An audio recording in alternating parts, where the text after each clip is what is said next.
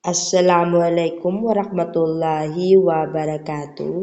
We're now down to my second report, which is semantics.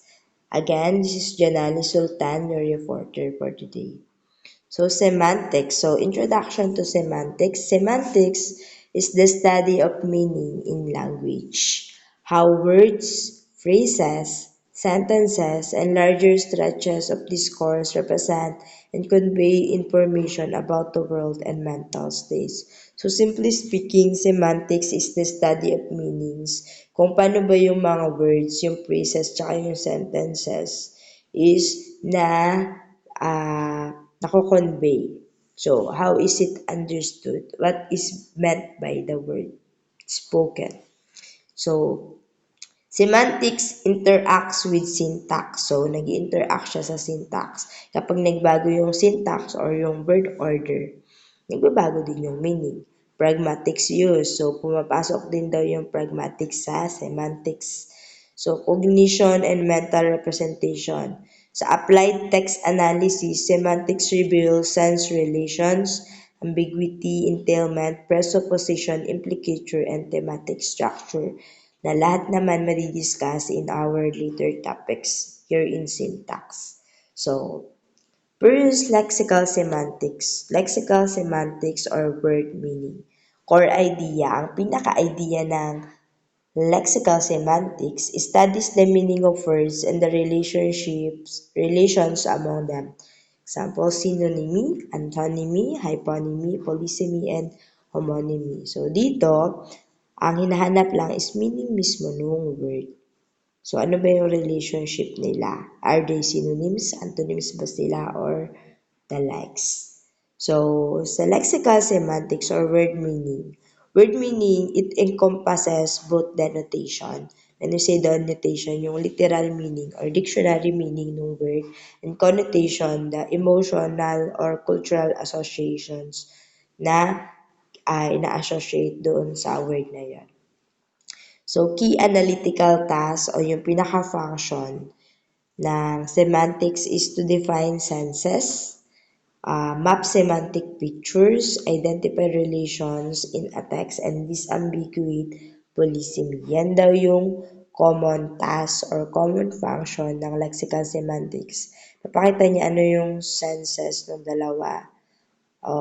Ipapakita niya ano yung relationship ng dalawang words at isang text. Pwede rin gawin niyang malinaw yung disambiguate. So, important approaches and examples of lexical semantics. So, componential analysis. So, we are going to, or semantic features. Sa componential analysis, so you are seeing words by components. So, claim, word meanings can be decomposed into more primitive features. So, meron pa daw, yung isang word, meron pang pinaka-primitive or pinaka-first part. Pwede mo daw siyang itignan by components. Katulad nito, animate, human, and male. So, for example, ng componential analysis, man is equals to human, adult, and also male. Kapag man na male. So, sa bachelor equals to human, adult, male na hindi married. Sa number 3, ang example is yung cow. Cow is an animate object, non-human, and female or male depending on the context. So, the use of componential analysis or semantic features usually used in a text to identify features that distinguish synonyms. Para daw mala-distinguish mo, mapag-iba mo yung synonyms. Kailangan mo tingnan yung component niya.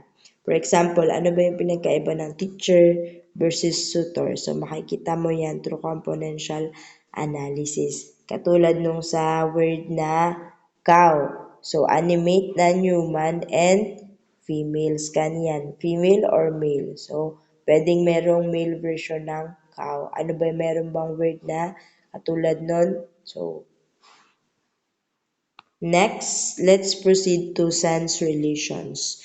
So, ito yung sense relations that exist in semantics. First is synonymy. So, synonymy, So, ang meaning ng synonyms is meron silang parehas na meaning. So, big is to large, near interchangeability, halos magkaparehas na talaga yung meaning nila. Sa antonymy naman or antonyms or exact opposite sila. Pwede siyang gradable antonyms. Ang example is hot and cold. So, by the degree. Pwede rin naman binary siya, alive and dead. Binary opposites, alive and dead. Yung sa gradable is gano'n siya ka-hot, gano'n siya ka-cold.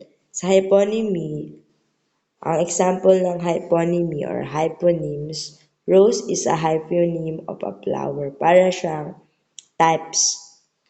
For example, color. Maraming types of color, red, blue, yellow. So dito, rose is a hyponym of a flower. Maraming types of flower. Pwedeng rose, pwedeng daffodils, pwedeng bougainvillea. So, lahat yon hyponym yun siya ng flower. Sa synonymy, sense relations, ito yung example sentences. The house is big, pwede siyang the house is large. Synonyms, parehas lang yung meaning ng big and large. Different sentence pero parehas lang yung meaning. Antonymy or gradable adjective, it's cold today, not warm. So, pinapakita dyan na malamig ngayon, hindi warm. Next, hyponymy, she picked a rose from the flower bed. So, from many flowers, she picked what? A rose. So, pwede rin dyan na other flowers is also hyponyms din yun siya ng flower. So, next, polysemy versus homonymy. So, ano ba yung pinagkaiba ng polysemy and homonymy or polonyms? So, polysemy, one word related senses. So, isang word siya, related yung senses. For example, bank is, ibig sabihin niya is equals to riverside versus financial institution, yung bangko. So, they are parehas, ang polysemy, parehas yung kanilang pronunciation. Parehas yung spelling nila. Pero, meron silang pagkakaparehas historically. For example, by notion of edge. So, parehas silang edge. So, refers to a single word having multiple meanings that are related. Yan yung polysemy. Isang word lang siya, pero magkaiba yung meanings nila. Pero related yung meanings nila. Sa polysemy, examples niya, bank approved the loan. So, yan yung bangko. We sat on the riverbank. Yan yung riverbank geographic determined from context. Sa homonyms naman, ang pinagkaiba nila sa polysemy, ang homonyms, same form, unrelated senses. Wala silang pagkakaparehas. Occurs when two words are spelled or pronounced the same but have different meanings and origins. So, meaning pati origin nila magkaiba. Sa doon sa polysemy, yung origins nila pwedeng magkapareho. Pero dito sa homonymy, wala talaga silang pagkakapareho. Same words lang sila, same spelling or same pronunciation, pero magkaiba ng meaning, magkaiba ng origin. So, for example, is yung a bat flew past the lamp. So, yung bat na animal. He hit the ball with a bat, yung sports implement. Or yung bat pang baseball, tsaka yung bat na animal, yung sinasabi dito, na wala naman talagang sense relations or wala talagang relationship yung dalawa na yon. This is homonymy kasi yung pati sa origin nila hindi magkaparehas. So, compositional and formal semantics. Ang core idea ng compositional or formal semantics, meaning of a sentence is built from meanings of parts and rules of combination. Ito yung previous principle. Formal semantics uses logic, predicate calculus, truth conditions, and model theoretic tools. Yan naman yung sa compositional or formal semantics. Yung meaning ng sentence, depende siya dun sa parts. Pag pinag-add-add mo yung parts na yun, yun yung magiging meaning ng sentence. Depende rin sa rules doon sa sentence na yun. Ang key concepts sa compositional or formal semantics is truth conditions, quantifiers, scope, entailment, contradiction, and presupposition. So, truth conditions, ito yung mga theories or English examples sa compositional or formal semantics. Truth conditional semantics claim knowing the meaning of a sentence is knowing the conditions under which it would be true. So, dito malalaman mo yung meaning ng sentence. Kapag alam mong totoo yung conditions, dapat present yung mga conditions doon sa truth conditional semantics. So, let's take a look at this example. Truth conditional semantics. The cat is on the mat. This will only be true if there is a cat and it is located on the mat. So, yan yung truth condition. Dapat ma-meet niya yung condition na yun para maging totoo. Next, all students pass the exam. True, magiging true lang siya if every individual in the class of students pass. So, dun lang siya magiging true kapag lahat nakapasa. Next, some student pass the exam. So, the condition here, it will be true if merong isang student na nakapasa. So, yan yung pinagkaiba nila. Kapag truth conditional, magiging totoo lang siya kapag na-meet niya yung conditions na nandoon. Next, ang gamit ng or uses ng truth condition to determine entailment relationships. So, para makita niya yung relationships, yung all students pass entails some students pass. So, yan yung sinasabi dyan. Next, quantifier, scope, and ambiguity. So, ito yung examples naman ng mga quantifier na meron siyang sariling scope, pwede ring ambiguity siya. So, every student read a book. So, that is an ambiguity kasi ang meaning niya is dalawa. Pwedeng yung una, for each student, there is a passively different book they read. So, dyan sa every student read a book, in ambiguity siya. Meron siyang, hindi siya malinaw kasi pwede siyang, kada isang student nakabasa ng isang different ng iba't ibang libro. Or kaya naman, yung meaning number B, letter B, there is one book that every student read. So, pare-parehas, meron lahat bawat estudyante is nakabasa sila ng isang libro. So, hindi mo alam alin ba dyan. Kasi may ambiguity nga, dalawa yung meaning niya. Next, so quantifier. Examples, a politician criticize every policy. Scope choices change truth condition. So dito, a politician, i-criticize niya, isang politician, criticize niya yung bawat policy. So ang scope niya, isang politician, pero lahat ng policy. So, next, sa quantifier to na examples, exactly, two students passed the test. Precise quantifier meaning matters for modeling outcomes. So, dito, exactly na dalawang students yung nakapasa ng test. So, next, we have entailment and contradiction. So, example niya, entailment.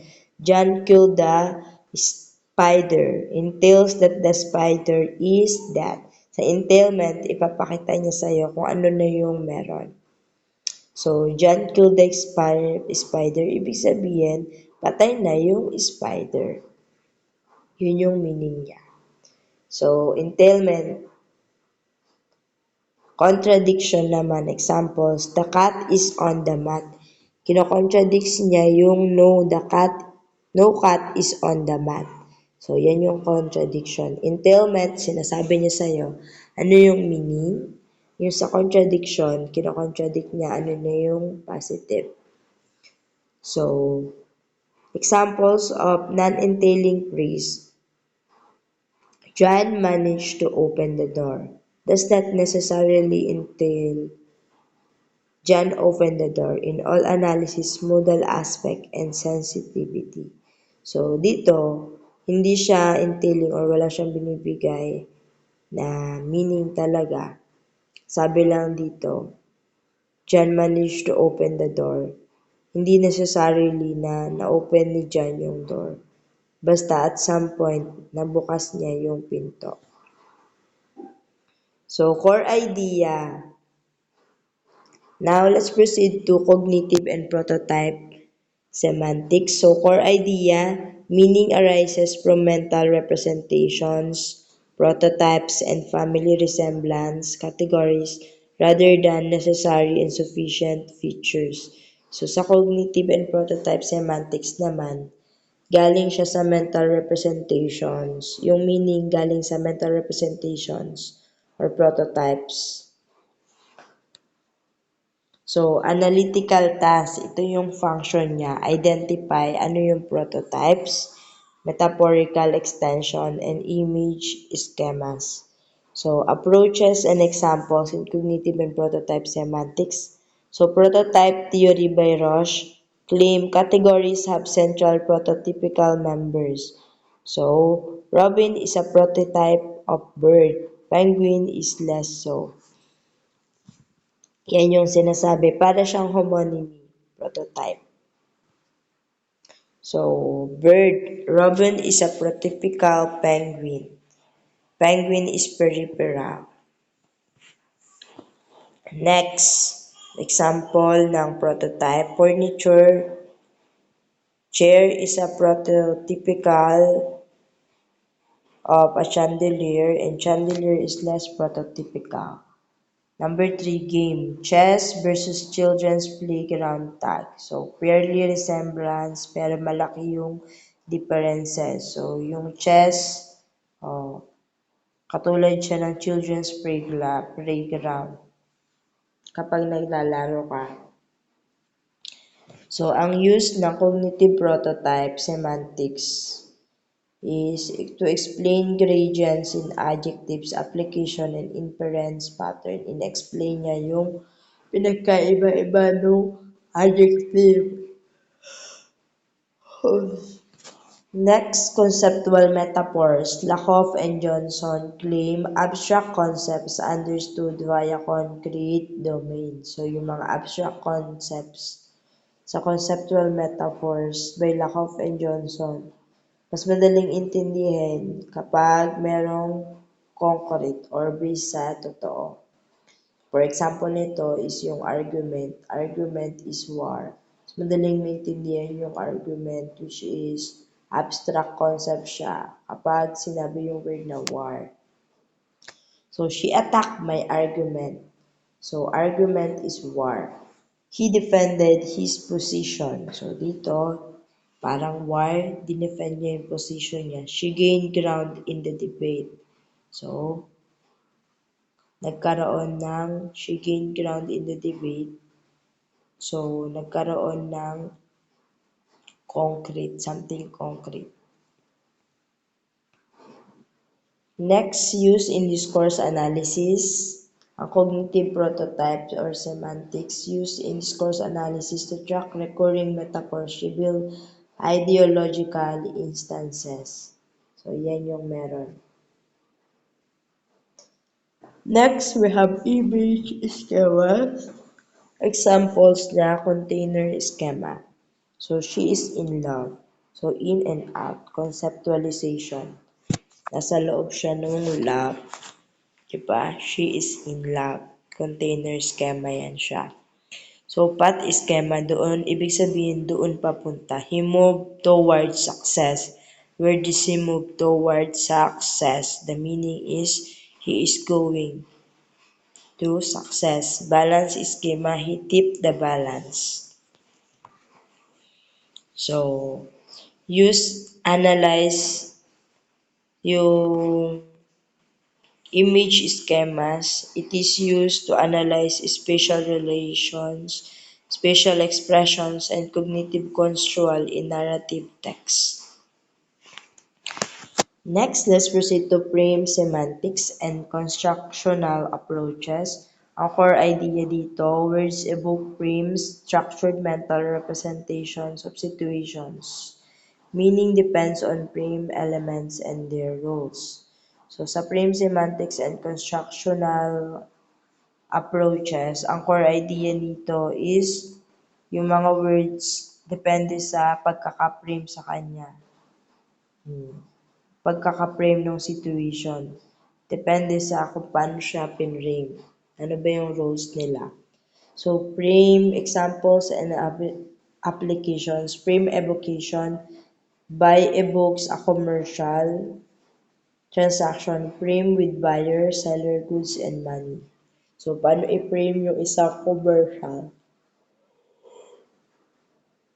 Or when buying and selling. Example, she bought a dress. So, ang buyer is she. Ang goods is yung dress.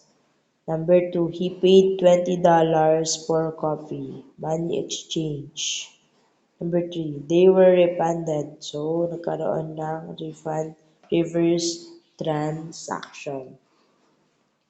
Next, ang ginagamit yun siya sa frame evocation ginagamit to annotate text with frame elements to extract semantic participants. So, para makita yung mga participants, frame shifting or coercion. Words coerce frames in context. She enjoyed the book. Book reading experience frame. So, dito, she enjoyed the book. So, yung book, ano yung na-experience niya? Ano yung framing ng experience niya? Nag-enjoy siya. Next, frame shifting coercion, read the book. Activity frame. So, dito, yung mismong activity, read the book. The book is heavy, physical property frame. So, pinrame siya na based on physical.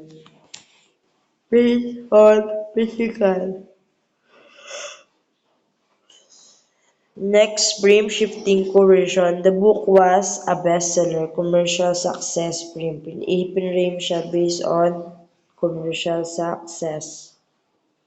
So, construction grammar claim. Idiomatic and grammatical constructions carry meaning beyond lexical items.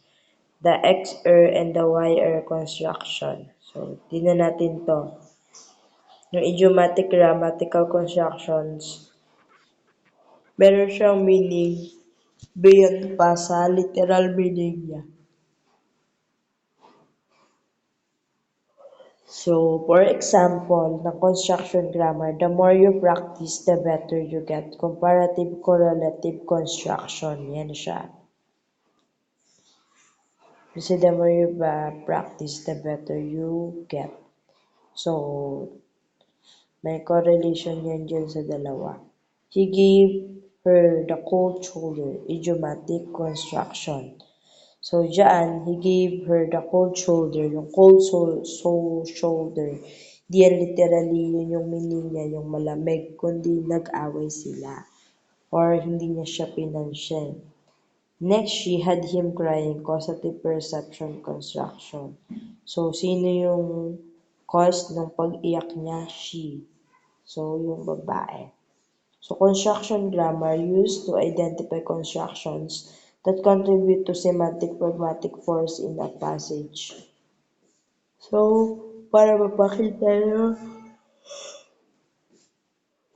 semantic meaning or pragmatic force ng isang certain passage. So, pragmatics interphrase, implicature, presupposition, and speech acts. Core idea, meaning is not only what is encoded, it also includes what is implied or presupposed in the context. So, dito, sa pragmatics interphrase, implicature, presupposition, and speech acts. Meaning, hindi lang siya basta ni-encode, depende rin siya sa context. So, conversational implicature, according to Grishana. For example, ang question is, how was dinner? The host was charming. Implicature, the dinner was not great. So, how was dinner? Hindi mo sinagot siya. Sinabi mo lang, the host was charming. Ibig sabihin, ang implication niya, hindi masarap yung dinner, pero mabait na lang yung host. Doon mo na pinadaan yung conversation. Next, some students pass the exam. Implicature, lahat, hindi lahat nakapasa. So, gusto mong sabihin hindi lahat nakapasa, pero sinabi mo lang, some students pass the exam. So, conversational implicature, she finished the paper versus she almost finished the paper, implicating regarding the completion. So, she finished the paper, na-finish na mismo yung papel. Doon siya she almost finish. Yung word lang na almost yung nagbago ng meaning. Ibig sabihin, hindi niya na-finish yung paper. Next, John's sister is a doctor. Presupposes John has a sister. So, dito, ang presuppose niya, meron palang kapatid si John. When did Mary stop smoking? So, ibig sabihin niya, in the past, Mary is nag-i-smoke siya. Yun yung pinresuppose niya. So, presupposition, the king of France is bald. So, presupposes there is a king in France. So, that is a classic problem. So, ibig sabihin dati merong king ang France and bald yung or kalbo yung king na yon. Presupposition, used in text analysis to track presupposed facts, to see background assumptions and ideological stance. So, yan yung naging niya, usage niya. Pinapakita niya ano ba yung existing facts na. Speech acts and elocutionary force. So, we talk about speech acts and elocutionary force. So, pwede siyang merong iba't ibang types of speech acts and elocutionary act. First is yung directive. Yung directive yan yung nag-uutos, please close the door.